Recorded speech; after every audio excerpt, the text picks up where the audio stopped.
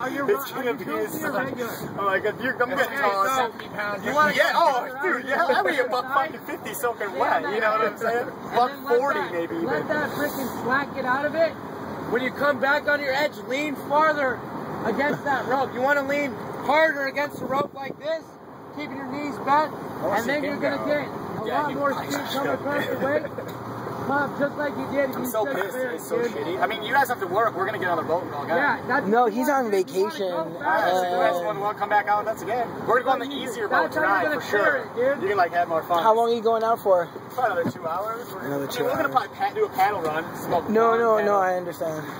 I'm just trying. I got kids. Here we go, bro. I got kid too. She's going to be in sun right now.